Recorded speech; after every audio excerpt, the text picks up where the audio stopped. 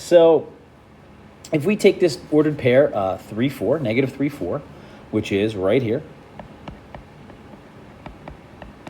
and we look at the standard position angle that points in that direction. So in other words, if we connected the origin to negative 3, 4, and we took theta, the angle would be this red angle here.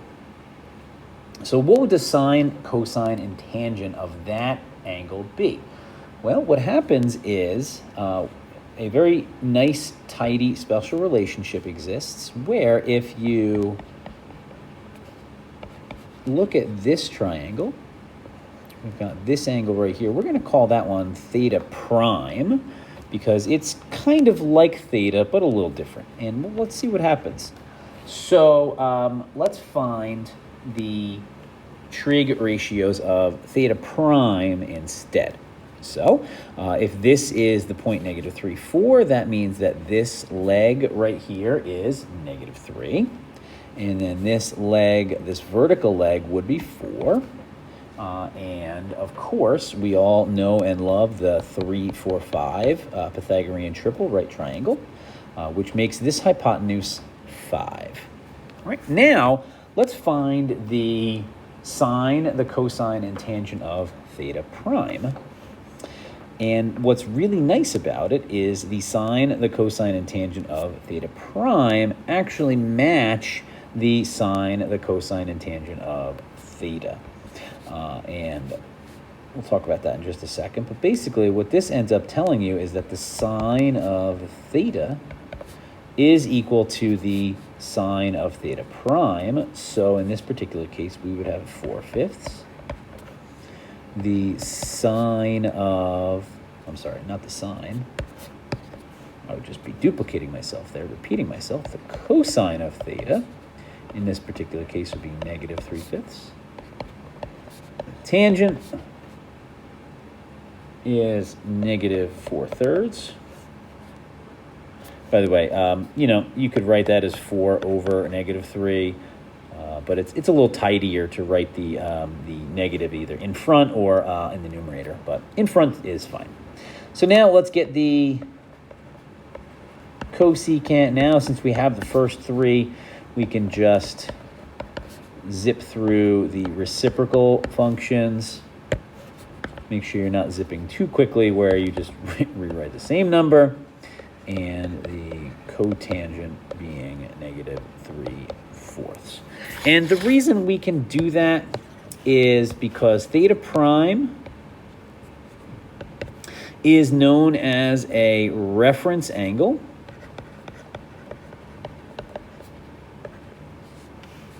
I'll write the word.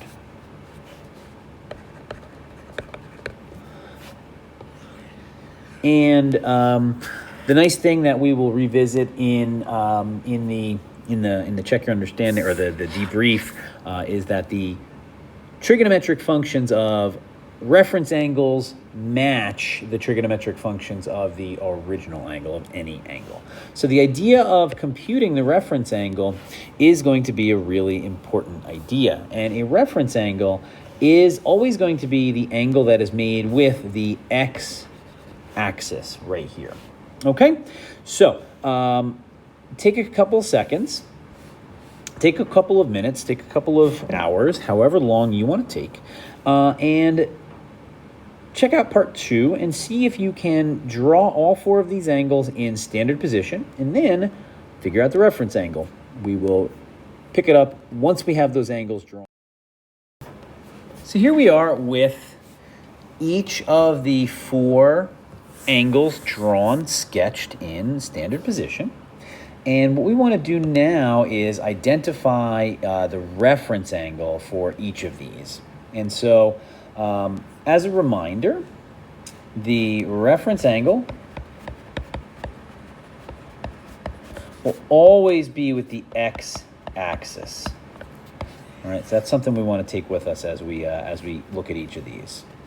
So when we look at part A, 217 degrees, it's a little bit bigger than 180, but right, it's a little bit bigger than 180, not as big as 270. Remember, our Standard position goes in a counterclockwise direction, starting at 0 degrees over here. So the reference angle is always to the x-axis. So this right here would be theta prime. So how can you find the measure of this angle right here? Well, it's the difference between 180 and 217. So in this particular case, theta prime is 217 minus 180. So theta prime is simply 37 degrees. Part B. Again, reference angle is always made with the x-axis. So this right here would be theta prime. Again, working off of 180 degrees. What's the angle? The positive angle that links the x-axis with the terminal side of the standard position angle. In this particular case, we have theta prime equaling 80 degrees. There are a couple of ways to go about it. But your particular results might vary, or your methods rather. 510 degrees. Of course, 510 being greater than 360. First, we needed the coterminal in order to sketch it in standard position. So 150 being the coterminal, let us draw it here in the second quadrant. And so, again, our reference angle, our theta prime, is the angle that is made with the terminal side of the angle and the x-axis.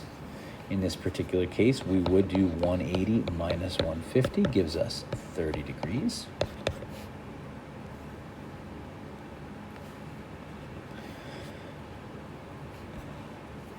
And so our theta prime in this particular case is 30 degrees.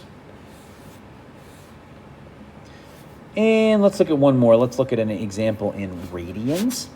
So I've already broken up the coordinate plane into slices that are 1/6. Each of those dotted lines plus the x and y axis represent 1/6. So as you count around the clock here, you go 0 to 12. 0, of course, being here, 12 there. Continue around 13, 14, 15, 16, 17, 18, 19. So a full revolution plus a little more, plus another half a revolution and one more.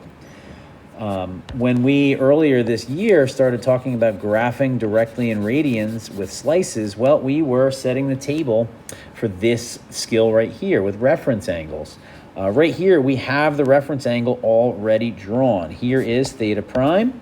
So in this particular case, theta prime, the reference angle is pi over 6. All right, so let's briefly revisit the main ideas of this section. And then you can check out the check your own. So let's revisit some of the main ideas that we talked about in this lesson. First thing we talked about was using the coordinate plane to extend SOHCAHTOA beyond 90 degrees. So let's do that. But let's start in the first quadrant, because we would know that the angle is less than 90, in this particular case in the first quadrant.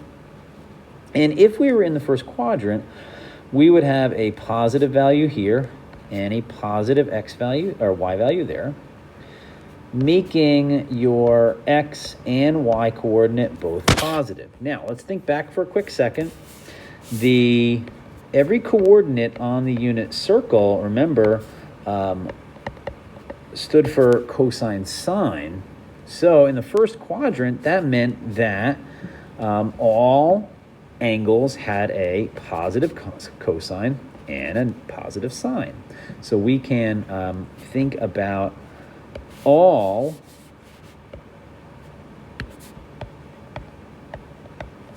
trig ratios being positive in this quadrant. All right.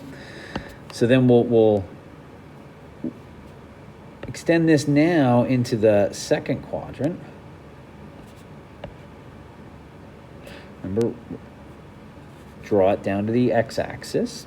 And so in this quadrant, we had a negative x-coordinate and a positive y-coordinate. So we had negative, oops, I don't know why I wrote -1 there. Sorry about that. Negative x, positive y, which meant, again, what do we have? We have a negative cosine and a positive sine. So in the second quadrant, sine is positive.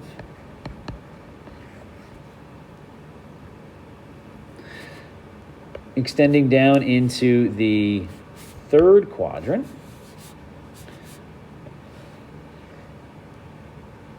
we would still have a negative x-coordinate, but we'd add in a negative y-coordinate. So we would have negative, negative. Now, that would mean your cosine is negative and your sine is negative, which means that sine over cosine tangent is positive.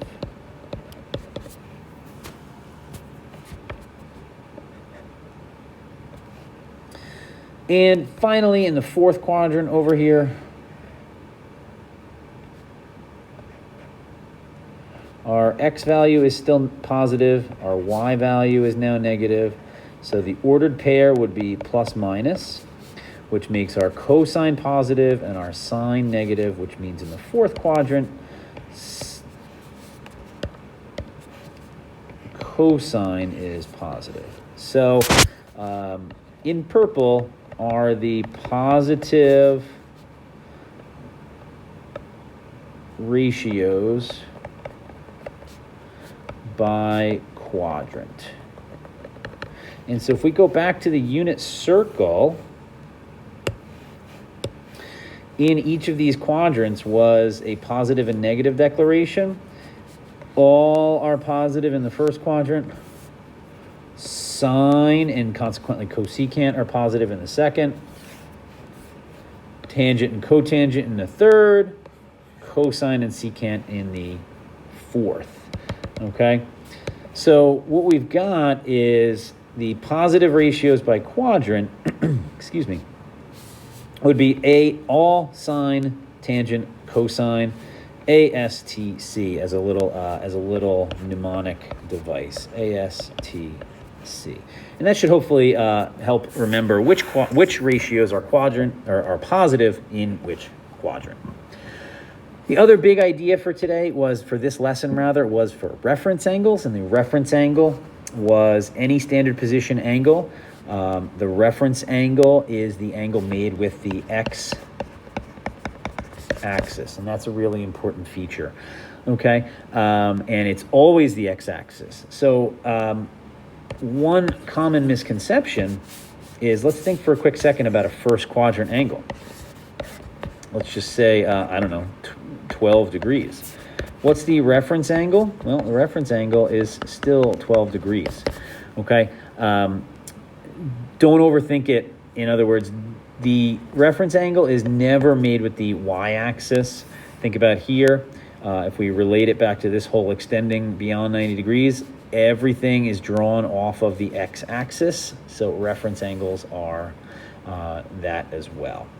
Tomorrow we're going to get into how both of these things are related, or in the next lesson, that is, in the next part 2. And if helpful, you can dive into these little mini formulas. In other words, theta prime, the reference angle, is equal to the original angle. If you're living in the second quadrant, for instance, right here, we were living in the second quadrant, 180 minus 150 got us 30 degrees. That's how we computed the reference angle. That's how 180 minus 150 equals 30 is related to there. If those little mini formulas work for you, then they work for me. How would it work for the fourth quadrant? Well, if you had a 320 degree angle, the reference angle